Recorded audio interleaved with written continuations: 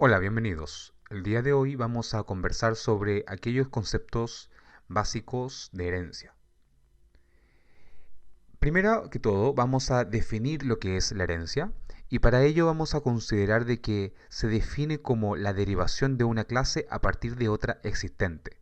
Eso quiere decir que para aplicar los contenidos que vamos a ver en herencia debe existir más de una clase definida.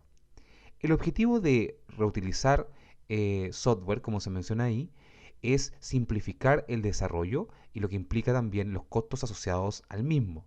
Y al utilizar herencia, lo que vamos a lograr es un diseño más limpio, más homogéneo y que nos va a permitir a nosotros utilizar conceptualmente los elementos que hemos definido como solución o automatización de nuestros procesos tecnológicos. Los conceptos básicos que tenemos dentro de la herencia es lo de clase padre y la clase hija, los cuales los vamos a mencionar más adelante. La clase padre y la clase hija, dependiendo de la literatura que ustedes revisen, pueden tener otros nombres, como superclase o clase base, o como subclase o clase derivada. Generalmente, cuando hay herencia entre dos clases, se dice de que la clase hija es un tipo de clase padre, como lo vamos a ver más adelante. Algunas características esenciales que se deben considerar es que las subclases heredan elementos o que también se denominan propiedades de su superclase. Una subclase respecto de la clase padre, o sea, la clase hija en razón a la clase padre, puede además agregar nuevas propiedades o modificar aquellas propiedades que heredó desde su clase padre. Un elemento que vamos a conversar más adelante es qué pasa si una clase hija quiere heredar desde muchos padres, que es uno o dos slides más adelante. Herencia múltiple. Es el caso que mencionábamos anteriormente. Una clase es subclase de más de una superclase. A eso se le denomina herencia múltiple. Ahora, tenemos un ejemplo. Por ejemplo, decimos que tenemos la clase marciano terrestre. Y estamos diciendo de que marciano terrestre es hijo de extraterrestre y al mismo tiempo es hijo de persona. Fíjese un detalle, cuando decimos clase hija y clase padre, el origen no lleva flecha y el destino sí lleva, pero en este caso el destino es la clase padre y el origen es la clase hija.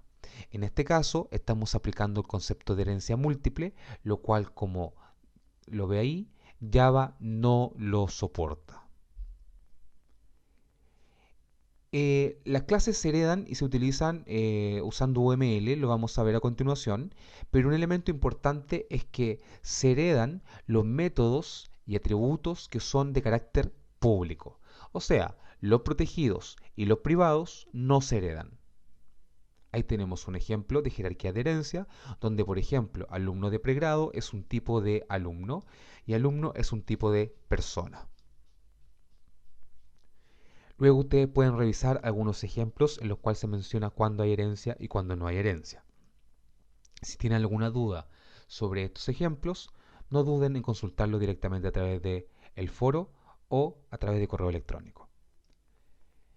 En el caso de la implementación, ya vamos a empezar a ver un poco de código, nos vamos a dar cuenta de que tenemos dos clases, alumno y persona. En el caso de la clase persona, se va a definir como se ha hecho hasta ahora siempre la definición de una clase.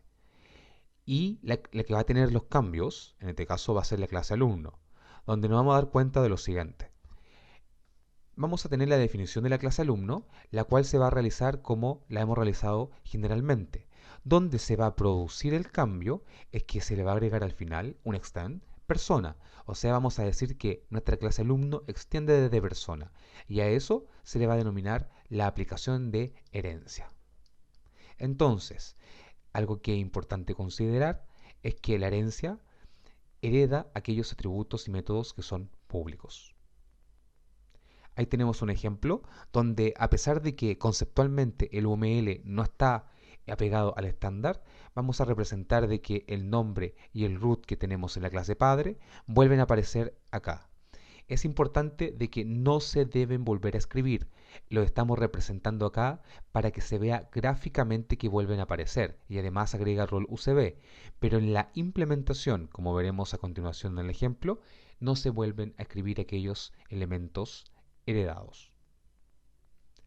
A continuación tenemos el ejemplo donde vemos que tenemos la clase persona con el atributo root y nombre, que son ambos de tipo string y se declararon como públicos.